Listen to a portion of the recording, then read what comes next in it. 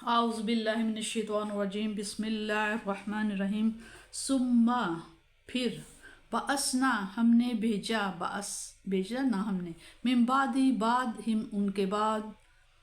موسیٰ علیہ السلام کو بھی آیاتنا اپنی نشانیاں دے کر الا فرعون کی طرف اور ملائہ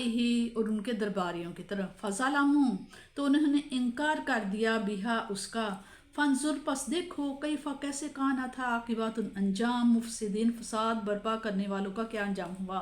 وقال اور کہا موسیٰ نے یا فرعون اے فرعون انی بے شک میں رسول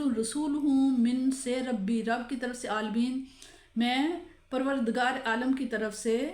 ایک رسول بنا کر بھیجا گیا ہوں حقیقن واجب ہے علی مجھ پر ان کے لانا اقولوں کہ میں نہ کہوں اللہ پر الا الحق سوائے حق کے میں اس کے کچھ اور بات نہ کروں قد ہے جئتکم میں آیا ہوں تمہارے پاس ببینات روشن دلیلوں کے ساتھ من ربکم اپنے رب کی طرف سے تمہارے رب کی طرف سے فارسل پس بھیج مائیا میرے ساتھ بھیج دے بنی اسرائیل کو قال تو فرعون نے کہا ان کنتا اگر تم جئتا لائے ہو بی آیات کوئی نشانی فاتی تو پیش کرو بہا اسے ان کنتا من الصادقین اگر تم سچے ہو فالقا پس ڈال دیا عصاہو اپنا عصا اپنی لاٹھی فائزہ پس جب ہی وہ ثعبان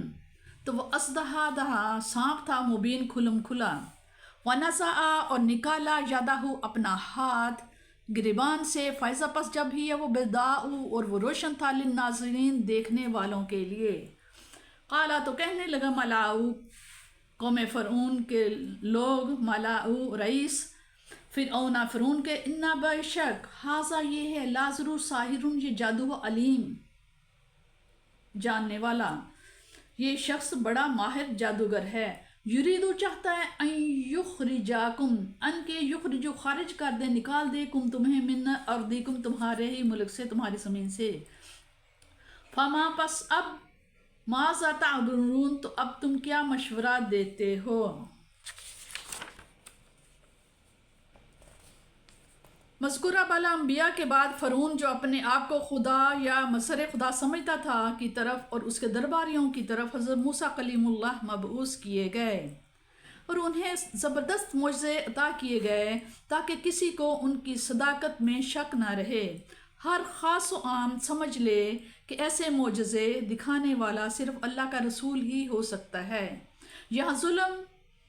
و معنی کفر ہے کیونکہ معجزات کے ساتھ ظلم یہی ہے کہ ان کو دیکھ کر دعوت حق قبول کرنے کی بجائے اس کا شد و مد سے انکار کر دیا جائے حضرت یوسف علیہ السلام کے زمانے میں بنی اسرائیل فلسطین سے ہجرت کر کے مصر آ گئے تھے لیکن مصریوں نے رفتہ رفتہ انہیں اپنا غلام بنا لیا ان پر ہر قسم کے مظالم توڑے جاتے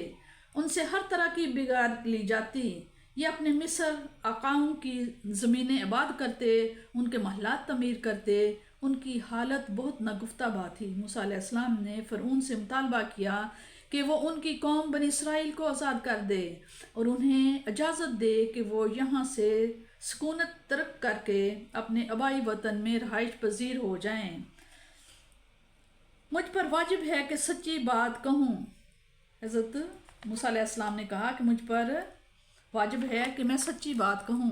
فرعون کے مطالبہ پر آپ نے 2 معجزے پیش کیے ایک تو آپ نے اپنا لکڑی کا عصا پھینکا تو وہ اژدہا بن کر پھنکارنے لگا دوسرا آپ نے اپنا ہاتھ گریبان میں ڈالا اور جب نکالا تو وہ جگمگا رہا تھا اور دیکھنے والوں کی نگاہوں کو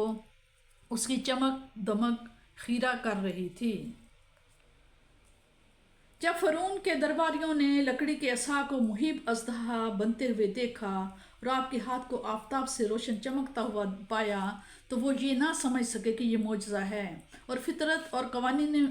فطرت کے خالق کی قدرت کا نمونہ ہے وہ بیچارے یہی کہہ رہے سکے کہ عام جادو کی طرح یہ بھی ایک نظر فریبی ہے لیکن اس سے بہرحال بہتر اس لیے کہا کہ یہ تو بڑا ماہر جادوگر ہے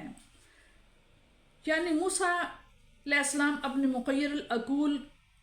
کرتبوں سے لوگوں کو مرعوب کر کے انہیں اپنا عقیدت مند بنا لے گا، اور جب اسے قوت و اقتدار حاصل ہو گیا تو پھر ہماری حکومت کا تختہ الٹ کر خود بادشاہ بن بیٹھے گا، اور اس کے بعد قبطیوں کو ان کے آبائی وطن سے نکال دے گا۔